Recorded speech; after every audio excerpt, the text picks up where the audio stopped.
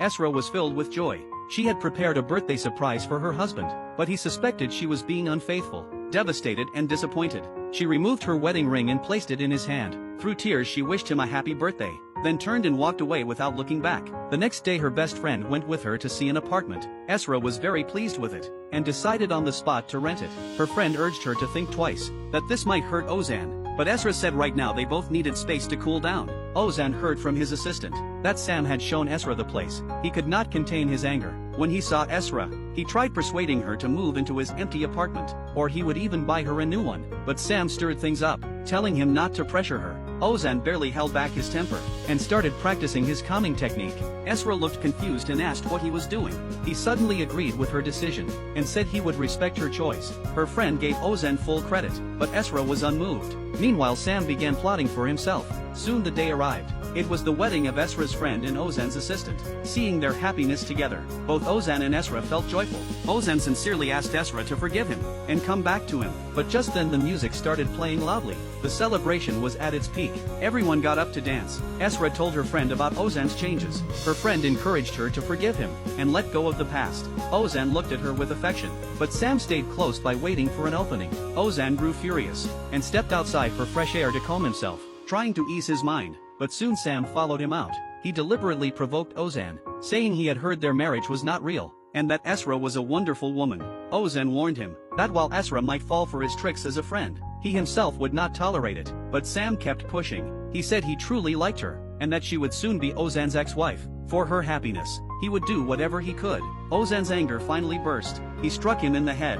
Just then Esra rushed over, and refused to hear Ozan's explanation, telling him to leave immediately. Sam put on an innocent face, claiming he only came out for some air, but Ozan had suddenly attacked him. Esra was completely disappointed in Ozan. The next morning, Esra told Ozan that she had already prepared the divorce papers.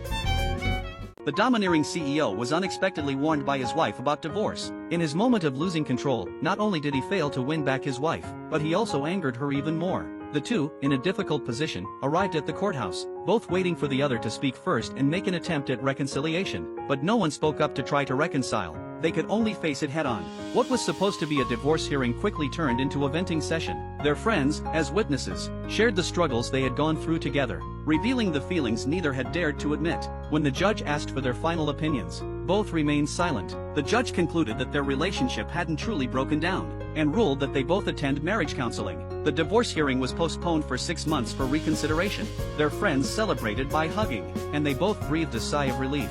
They began their marriage therapy, focusing on the issues between them, and gradually working through their problems according to the therapist's guidance. Back at the company, the assistant informed Ozan that there was trouble. Sam had gone behind their backs to announce a new game project to the media, and boldly promised it would be launched within a month.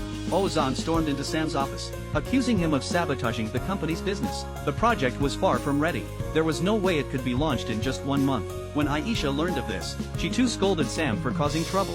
If the project couldn't meet the promised deadline, the company's reputation would be severely damaged. Sam, however, seemed unconcerned. Delays were normal in the gaming industry.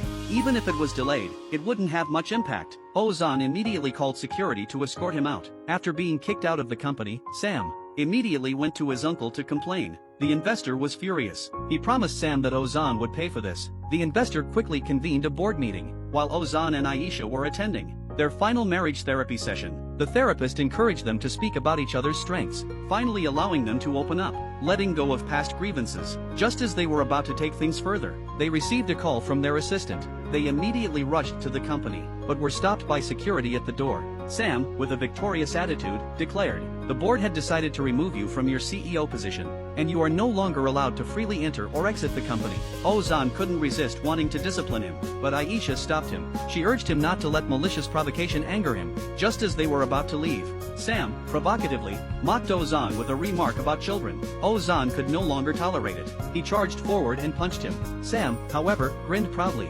They decided to confront the investor, to expose Sam's wrongdoing, but Sam was quick to tell his uncle about being hit. The investor was furious. He admitted he had been wrong in his judgment, and felt deceived by his own nephew. Ozan and Aisha went to the investor's office, but were told by the secretary that the investor wasn't there. When they asked for his address, the secretary refused. With no other options, they had no choice but to get help from their friends. The next morning, Ozan's assistant finally brought good news. They had found the investor's address. They immediately headed to the location, and finally met the investor. Ozan exposed Sam's malicious actions at the company. The investor, however, couldn't fully trust either side. One was his nephew, the other was his business partner. He asked Ozan to provide solid evidence. Ozan and his assistant reviewed all of Sam's projects, but found nothing wrong. Eventually, they realized they should check the company's financial transaction records. After working all night, they finally caught Sam red-handed.